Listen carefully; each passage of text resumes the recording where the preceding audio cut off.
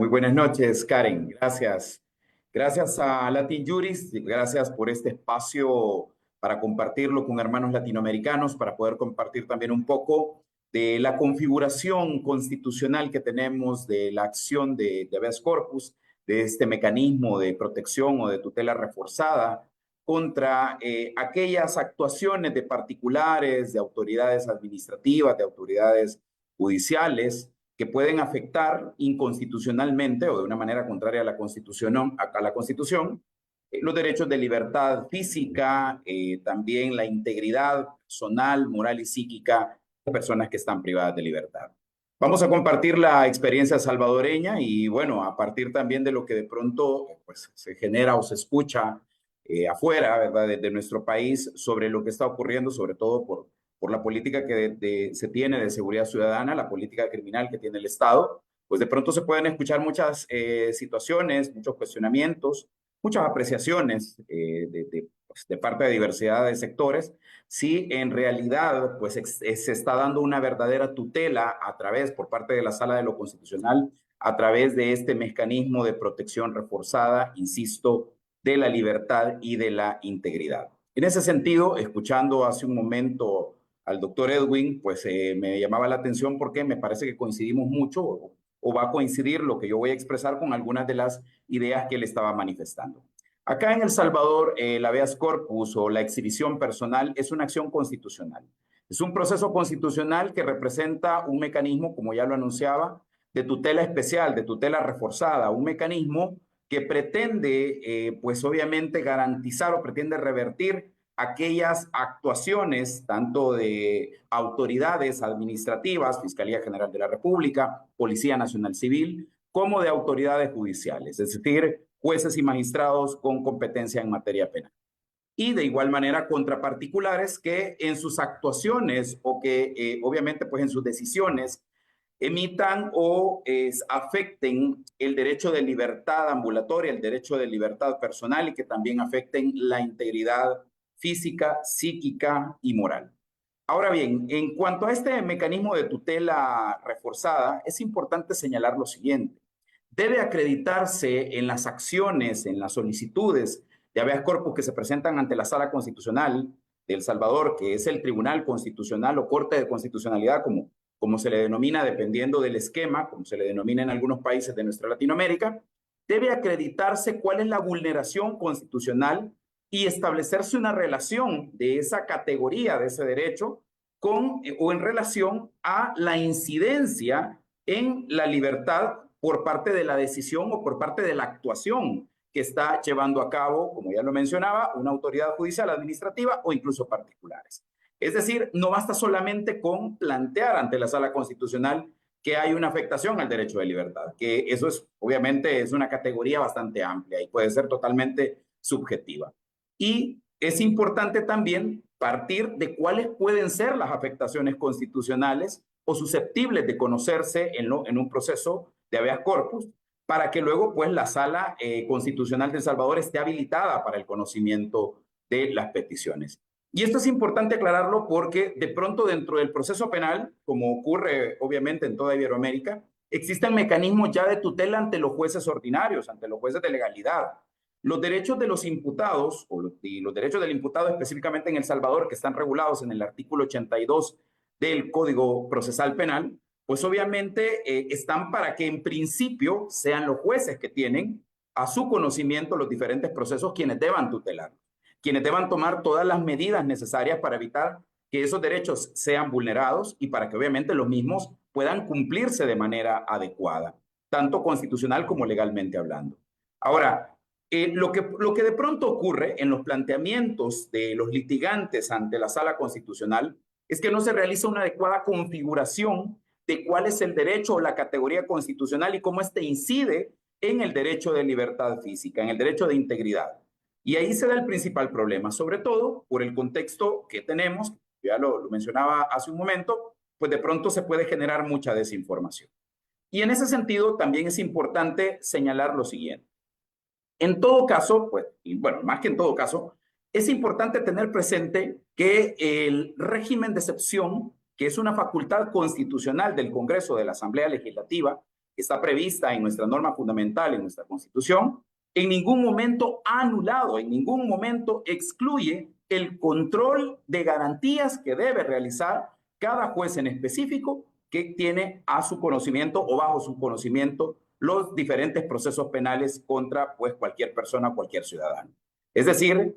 debe tenerse siempre presente que el primer obligado a garantizar los derechos del imputado, el primer obligado a garantizar que las actuaciones de las autoridades administrativas, Policía Nacional Civil, Fiscalía General de la República, que son las entidades o las instituciones que tienen la misión o la encomienda constitucional de llevar a cabo la investigación del delito, se realicen siempre conforme a los parámetros o a los cánones constitucionales. ¿Y esto qué quiere decir? No quiere decir otra cosa más que es el juez en materia penal y que acá el procesamiento penal está dividido en 3 fases. Hay un juez de garantías, que acá lo denominamos juez de paz, luego hay un juez instructor y luego tenemos un juez que conoce del juicio público, que acá lo denominamos juez de sentencia o tribunales de sentencia. Entonces, son estos jueces para los delitos ordinarios, para los delitos comunes, junto a los jueces que tienen competencia en la materia, en lo que respecta a modalidades de crimen organizado y cualquier otro juez con competencia penal, los primeros que están obligados a garantizar que se respeten los derechos de los imputados. Son los primeros que deben garantizar que más allá de las decisiones que afecten la libertad física, la libertad ambulatoria, pues esas decisiones, insisto, no vulneren o no transgredan de manera ilegal y de manera inconstitucional los derechos de los procesados. Y que debe cuidarse, obviamente, mientras estén bajo una medida que limite su libertad personal, deben también asegurarse que obviamente no se afecte su integridad. Y a partir de esta aclaración, porque insisto, de pronto puede tenerse una percepción equivocada de que ante una situación de excepcionalidad se anulen competencias de los jueces ordinarios, de los jueces penales, pues una vez que hemos hecho esta aclaración, ahora es importante también tener presente cuándo y cómo debe proceder una solicitud, un mecanismo de tutela reforzada como es el habeas corpus ante la Sala de lo Constitucional. En ese sentido, para que podamos tener una correcta comprensión de cómo lo tenemos configurado conforme a la Ley de Procedimientos Constitucionales acá en El Salvador, conforme a la jurisprudencia constitucional en materia de habeas corpus, hay que partir, como ya lo decía, de cuáles son los derechos o categorías que se alegan que son vulnerables. Y que esos derechos o categorías deben tener un reconocimiento constitucional o deben derivarse de las normas constitucionales. Y ahí pues podemos mencionar como ejemplos que se puede señalar o se puede en algún momento, o sea, se han efectuado planteamientos en los que Sala Constitucional ha conocido, por ejemplo, de aparentes o supuestas violaciones a la prohibición de doble persecución, al derecho que tienen los procesados o los imputados de impugnar las decisiones judiciales, a obtener una resolución judicial debidamente motivada y congruente con lo que se está planteando en la imputación. También se han alegado violaciones a los derechos de salud de las personas privadas de libertad y a las condiciones que ellas deben tener en los lugares en los que pues están guardando la detención provisional,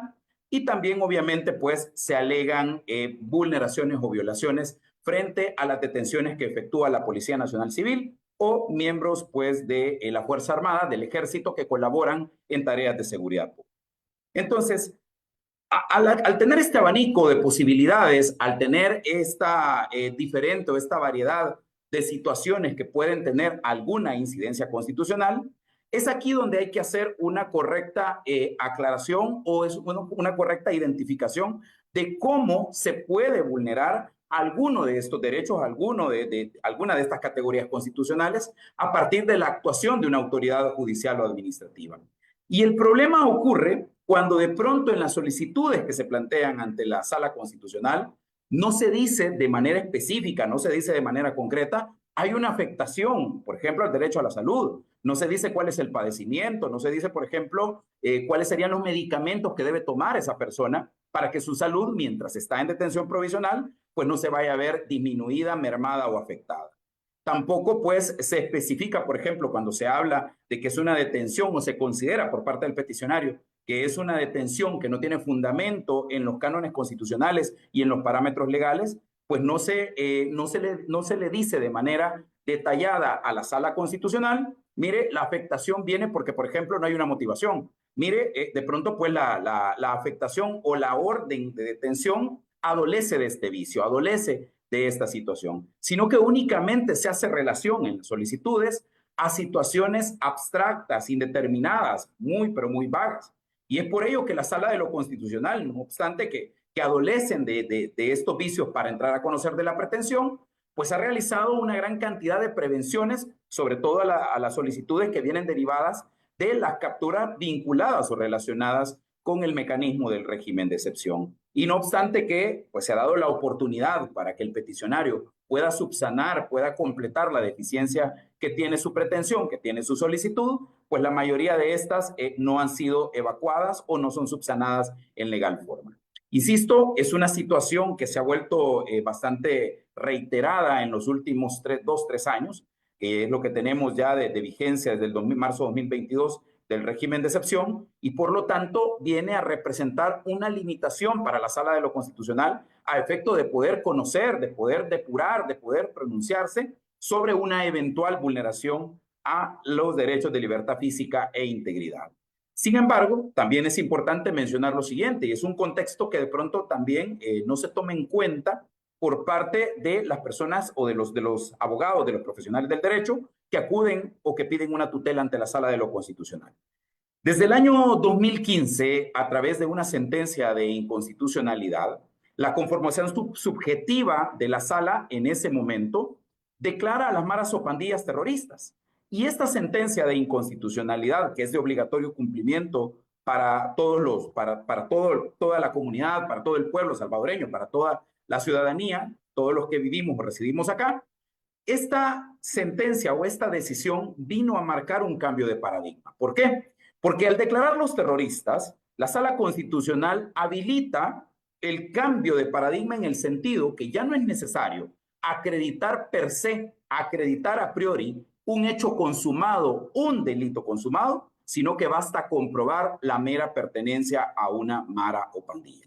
¿Y esto cómo incide o cómo incidió en la legislación secundaria? Si ahora tenemos, o a partir de dicho fallo, tenemos entonces una habilitación para que únicamente se acredite la mera participación, la mera pertenencia, y ya no necesariamente probar un hecho consumado, pues entonces el enfoque de los solicitantes, el enfoque que deben plantear cuando se está queriendo demostrar o se está queriendo atacar frente a la Sala de lo Constitucional un vicio o un vacío en la detención o en la imputación que se le realiza a una determinada persona, pues entonces lo que se debe demostrar es la desvinculación de la mara o pandilla. Pero tenemos el problema que nuestros abogados litigantes, nuestros defensores públicos particulares o aquellos que pretenden ejercer la representación de las personas que están detenidas bajo el esquema de crimen organizado de maras o pandillas, pues lo menos que hacen es plantear o atender a este nuevo paradigma. Continuamos queriendo probar o que continúan queriendo establecer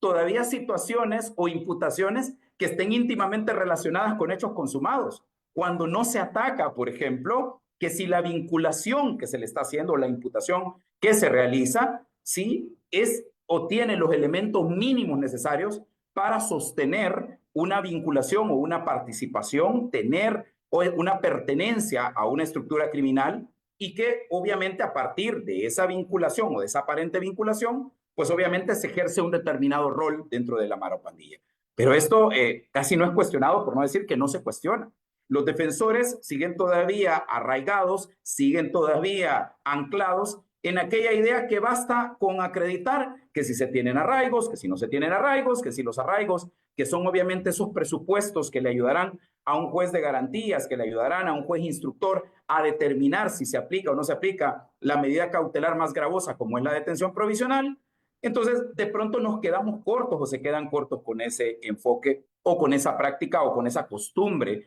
que no se supera a partir de que así había sido hasta la sentencia de inconstitucionalidad que declaró a las maras o pandillas terroristas, así había sido pues los parámetros mínimos que tenían que acreditar para solicitar una medida cautelar diferente a la detención provisional. Entonces, es importante que también se tome en cuenta este elemento por cuanto en las solicitudes que sean, en los planteamientos que se hagan ante la Sala de lo Constitucional, si lo que se pretende señalar es que no se cumplen con los cánones que están en la sentencia de inconstitucionalidad, pues obviamente hay que hacerlo con una argumentación coherente, hay que hacerlo con elementos mínimos que demuestren o que establezcan que dicha persona, pues obviamente no puede tener o no tiene una vinculación, no tiene un rol, no es parte de la estructura de la pandilla o de la MAR, que es lo que, insisto, cambió con la sentencia de inconstitucionalidad que los ha declarado terroristas. Ahora, ante todo este panorama o ante este escenario, pues estos espacios académicos son importantísimos porque nos permiten exponer bajo parámetros técnicos qué es lo que realmente está pasando. Por una parte, insisto nuevamente con el primer planteamiento o con lo que decía en la primera parte de la intervención, pues si se va a señalar ante la Sala de lo Constitucional que hay una decisión de una autoridad judicial, de una autoridad administrativa o hay una actuación de un particular que incide en el derecho de libertad personal, pues hay que acreditar de qué manera esa actuación vulnera o viola una categoría o derecho constitucional. Y aquí los solicitantes y sobre todo, pues obviamente los abogados, los defensores, no deben perder de vista los límites constitucionales del derecho penal. No deben perder de vista, pues que obviamente es necesario que ante cualquier imputación se cumplan los parámetros de legalidad, de lesividad, de mínima intervención, de dignidad humana, ¿sí? De prohibición de responsabilidad objetiva, de prohibición de una doble persecución. Pero si estos elementos no se consideran o no se exponen ante la Sala de lo Constitucional, pues obviamente que la deficiencia está en los planteamientos o en las solicitudes que se le trasladan al Tribunal Constitucional. Eso por una parte. Por otro lado, como lo decía, con el tema de los planteamientos o con el tema de aquellas supuestas afectaciones al derecho de la salud de los procesados, de los privados de libertad, pues mínimamente debe acreditársele a la Sala de lo Constitucional, insisto, cuál es ese padecimiento, cuál es esa condición de salud que puede agravarse estando detenido o estando bajo la medida de detención provisional. ¿Cuáles serían las medidas que se deben tomar, los tratamientos? ¿Cuáles serían los medicamentos, las acciones que en todo caso pues, van a mantener la calidad de salud o la calidad de vida mientras está en esa condición de detención provisional? Ahora, también es importante acreditar o señalar cuáles han sido las actuaciones, cuáles han sido las peticiones que se le han efectuado al juez de la causa, ya sea un juez con competencia en materia de criminalidad organizada o un juez que tiene una competencia penal ordinaria. Pero si adolecemos o si las solicitudes adolecen de todo esto, también pues la Sala Constitucional ha flexibilizado y ha permitido a través de lo que establece el artículo 18 de la Ley de Procedimientos Constitucionales, da la posibilidad de hacer prevenciones para que se subsanen estas deficiencias y las deficiencias no se subsanan, pues insisto, la Sala Constitucional cumple con su rol, cumple con su labor y lo que se espera de los litigantes es un planteamiento que sea coherente, un planteamiento que lleve los elementos mínimos de constitucionalidad y de legalidad a partir de estas reflexiones. Y por otro lado, también es importante considerar o que deba considerarse por todos los peticionarios que pretendan atacar, por ejemplo, el tema de la imputación como tal, de una supuesta vinculación o pertenencia a una estructura criminal como lo es una mara o pandilla, pues obviamente el alegato, la argumentación que se va a dirigir a la Sala de lo Constitucional debe partir de lo que se dispuso en esa sentencia de declaratoria de terroristas a los miembros de maras o pandillas. ¿Por qué? Como ya lo decía anteriormente, básicamente en esa decisión de esa conformación subjetiva de la Sala Constitucional, lo que se habilitó es una persecución o un cambio de paradigma a entender que estamos o que vamos de los hechos consumados a probar delitos de pertenencia y organización. Es decir, debe en todo caso señalarse, debe hacérsele ver a Sala Constitucional cuáles son los elementos que no permiten inferir mínimamente, indiciariamente, dependiendo de la etapa en la que estemos en el proceso penal, que el procesado tiene una vinculación a una estructura de mara o pandilla. Mínimamente debe señalársele a la Sala de lo Constitucional, porque de pronto los indicios pudieran tener, como lo decía anteriormente el profesor Edwin, el doctor Edwin, pues mínimamente sí, de pronto existe algún tema de prueba ilícita. Si de pronto existe pues algún tema de algún otro tipo de vulneración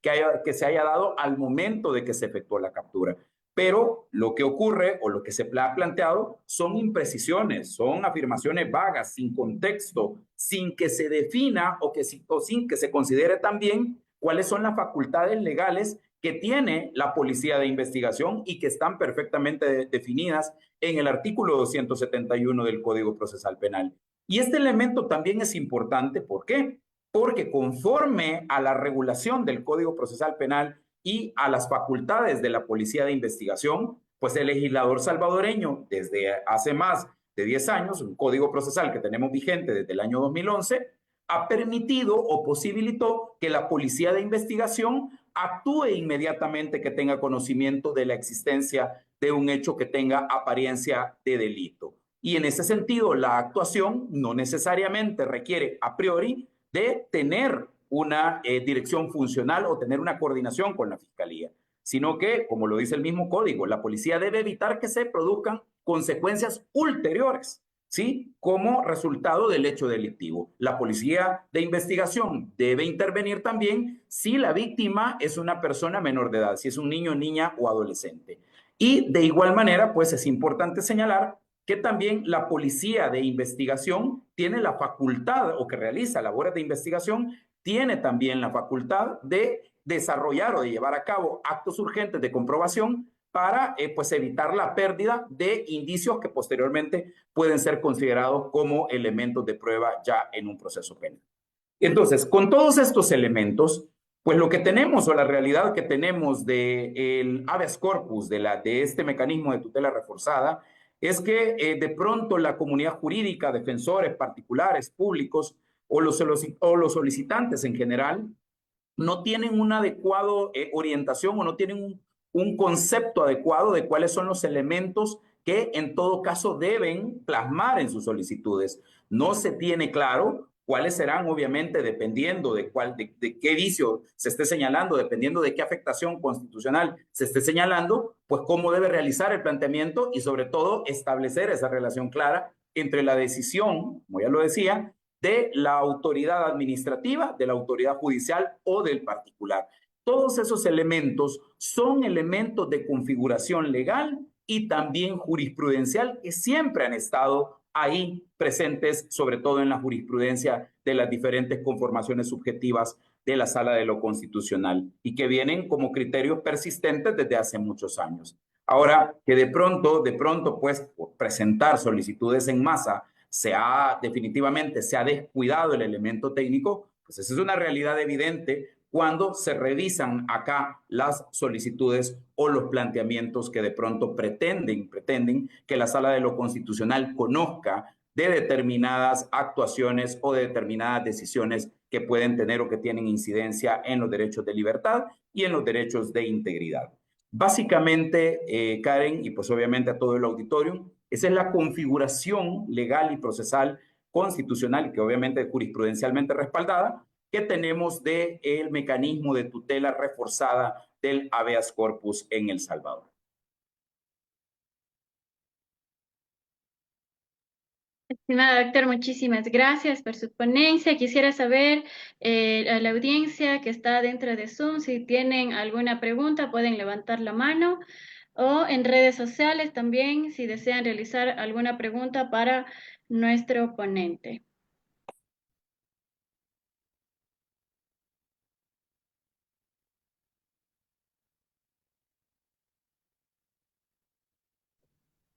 Bien, me parece que todo está Sí, clarísimo. buenas Estimado, noches. buenas noches, doctora Marisela. Puede realizar su pregunta. Buenas noches a toda la audiencia y un afectuoso saludo al magistrado Naúm Martínez, colega. Y bueno, aunándome a toda su magistral ponencia, quisiera también aprovechar la oportunidad de tocar un punto donde también se aplica la medida cautelar, la más gravosa, que es la detención provisional en los procesos de extradición, que lo llevamos, pues los se ven en la jurisdicción ordinaria con los específicamente la aplicación de la medida cautelar. extradición lleva otro, es un proceso sui generis que tiene otro tratamiento, pero todo lo que ha explicado, justamente lo que manifiesta, abonando a lo que dice el magistrado, es lo que alegan los litigantes al momento de que solicitan la revisión de la medida cautelar de la detención provisional, ¿verdad? Entonces, no acreditan suficientemente cuál es la vulneración que está sufriendo la persona que está bajo la medida, no concretizan cuál es la vulneración, ¿verdad? Entonces, lo mismo sucede cuando al interponer los habeas corpus, pero ahí pues el experto es el maestro Nahum, solamente es una opinión reforzando pues de lo que sucede también en otro tipo de procesos extraordinarios en materia penal. Ok. Bueno, gracias por la pregunta, Marisela, muy interesante. Quizás lo primero, contextualizar al auditorio. Acá en El Salvador, cuando se plantea una solicitud de extradición, sobre todo en las solicitudes pasivas, es decir, en las que otro Estado nos requiere a uno de sus nacionales para poderlo juzgar, pues obviamente partimos de si existen o no existen convenios bilaterales o si existe algún otro tipo de convenio que pues nos permita, pues obviamente, desarrollar un proceso de extradición. En El Salvador no tenemos ninguna prohibición constitucional como sí la tienen países como Costa Rica, Panamá, Nicaragua, por mencionar algunos ejemplos en Centroamérica, que prohíben la extradición de sus nacionales. En El Salvador no tenemos ese tipo de prohibición constitucional. Por lo tanto, los procesos de extradición se habían venido desarrollando desde siempre hasta una reforma al Código Procesal Penal que entró en vigencia hace aproximadamente un año. Los procesos se venían desarrollando conforme a una especie de, bueno, a una interpretación, o mejor dicho, a una interpretación analógica de lo que tenemos para los procesos penales en nuestro Código Procesal Penal y a los requisitos mínimos que se establecen en los tratados, ya sean bilaterales o multilaterales o de otra naturaleza. En ese sentido, pues ante la pregunta que hace Marisela, es interesante cómo de pronto una persona que es detenida por tener una difusión roja y que obviamente pues el Estado salvadoreño hace la consulta al Estado donde pertenece esta persona, si obviamente va a presentar o no va a presentar una solicitud de extradición. Es interesante cómo de pronto pues algunos de las personas que están en esa condición pues alegan vulneraciones mientras están detenidos y vulneraciones a partir de que, pues obviamente ellos esperan tener un tratamiento diferenciado, si lo podemos llamar de esa forma, respecto a la detención que se aplica para cualquier otro hecho, para otro hecho que sea constitutivo de delito en nuestro país. Sin embargo, insisto, vamos a partir siempre de los cánones constitucionales, de los cánones legales y obviamente vamos a tomar en cuenta lo que el respectivo tratado señale en relación, pues, obviamente, a si hay una identidad normativa. Es decir, si el hecho por el cual está siendo perseguido en su país de origen tiene un símil como delito acá en nuestro país. Si en el Código Penal, pues, se reconoce un delito igual o similar. También habrá que atender, pues, obviamente, a las condiciones en las que esa persona pueda estar acá, porque de pronto ha ocurrido con ciudadanos de diferentes países que ya están cumpliendo una sanción jurídico penal acá, es decir, ya están cumpliendo una pena o están siendo procesados y sometidos a una medida cautelar de detención provisional. En esos casos, pues habrá que revisar las condiciones del convenio en el sentido de que si lo que se va a decidir o lo que se puede decidir conforme al caso concreto es realizar un juicio doméstico o en todo caso, pues, derivar, después de que cumpla la pena, materializar la extradición hacia el país de origen de esa persona. Pero, insisto, esto es una situación muy particular para aquellas personas que de pronto son detenidas acá en El Salvador y que tienen una difusión roja por la comisión de X o Y delito. Ahora, en cuanto a los presupuestos de la detención, son los mismos que se aplican para la detención provisional que tenemos regulada en el Código Procesal. Eso no varía. La apariencia de buen derecho, obviamente el peligro de fuga, el peligro de obstaculización de actos procesales, son elementos que deben tomarse en cuenta para la decisión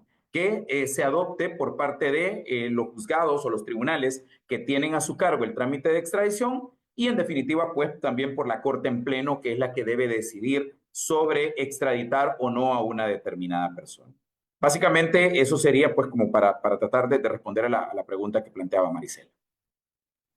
Muchísimas gracias, doctor. Tenemos una última pregunta por parte del doctor Rubén Ruiz. Nos dice, desde su experiencia, ¿qué recomendaciones sugiere usted al momento de aplicar la medida de habeas corpus? Como lo decía, y gracias por la pregunta, porque me permite hacer una retroalimentación de lo dicho. A ver, como lo decía, la configuración que tenemos legal, constitucional y jurisprudencial en El Salvador parte de que es un mecanismo de tutela reforzada. No es un recurso de legalidad o de los recursos que están establecidos ya en la norma procesal. Y hay que abandonar esas concepciones, porque de pronto los solicitantes van a darle un tratamiento al habeas corpus o a la solicitud de exhibición personal como si fuera un recurso más, como si fuera la posibilidad de una audiencia de revisión de medidas cuando se ha disminuido la apariencia de buen derecho, como si se tratara también de pronto pues de un recurso de apelación por alguna situación que se considere que el juez ordinario no ha valorado. El habeas corpus, insisto, como mecanismo de tutela reforzada, parte de ciertos elementos mínimos. El primero, hay que identificar cuál es el derecho, la categoría constitucional que se ve vulnerada a partir de la actuación de autoridades administrativas, autoridades judiciales o de particulares. Y ahí, como lo decía anteriormente, podemos básicamente remitirnos al contenido de los principios o límites constitucionales del derecho penal. Y ahí obviamente todos conocemos los principios de legalidad, de lesividad, de dignidad humana, de mínima intervención y todos aquellos principios que se derivan de estos. La prohibición de doble persecución, la prohibición de responsabilidad objetiva, y también hay que tomar en cuenta los derechos del imputado. El imputado tiene derecho a una resolución motivada y congruente en atención a la imputación que se le está realizando. El imputado tiene derecho a que se le preserve su integridad física, psíquica y moral. Si tiene padecimientos de salud, pues el imputado tiene derecho a reclamar ante el juez que tiene su proceso, sea un juez de garantía, sea un juez de instrucción o un juez de vista pública, que emplee todos los mecanismos necesarios para preservar su salud. Si tiene padecimientos concretos, pues que obviamente que el juez sea el primer garante que en el centro donde está cumpliendo la detención provisional se le proporcionen los medicamentos necesarios para que pues, pueda mantener el nivel de salud y que este no se complique o no se agrave. Y de igual manera, pues cualquier otra iniciativa. Hay algunos privados de libertad que, por ejemplo, por adolecer de determinados tipos de cáncer, pues requieren de quimioterapias. Y esto ha sido incluso tutelado, como Sala Constitucional hemos tutelado o hemos ordenado medidas para que los directores de los centros penales pues den esos cuidados especiales. Pero si todo esto no se plantea en las solicitudes de habeas corpus, insisto, lo que estamos haciendo en la práctica es replicando nada más lo que las mismas pretensiones o los mismos planteamientos que plasmamos en los recursos que se presentan ante los jueces ordinarios. Y eso no puede ser así. No puede ser así porque, insisto, es un mecanismo de tutela reforzada. Ahora bien, una situación muy particular que la comentaba y la quiero remarcar, que ocurre acá en El Salvador frente a una nueva realidad que tuvimos a partir de una decisión de la Sala Constitucional en el año 2015, es precisamente el considerar a los miembros de maras o pandillas como terroristas. Y esto básicamente incide en la normativa penal, incide en los juicios de imputación que deben realizarse, principalmente en cuanto a que ya no es necesario acreditar hechos consumados. Basta con acreditar o probar en cada caso en concreto que estamos frente a delitos de pertenencia o de organización. Es decir, probar la pertenencia de cada una de las personas que están siendo sometidas a un proceso penal bajo el argumento de que pertenecen a una mara o pandilla, pues hay que acreditar esa pertenencia, hay que acreditar ese rol, hay que acreditar cuál era la función que realizaba dentro de la estructura criminal. Pero si no atendemos a lo que dispuso la Sala Constitucional en esa sentencia, que nuevamente, insisto con esto, porque es algo que de pronto hacia afuera no se dice y no se entiende por qué no se dice, porque es lo que habilita toda la política criminal y toda la política de seguridad que el Estado desarrolla. Y ese es el fundamento constitucional y el fundamento jurídico de, obviamente, toda la iniciativa del Estado.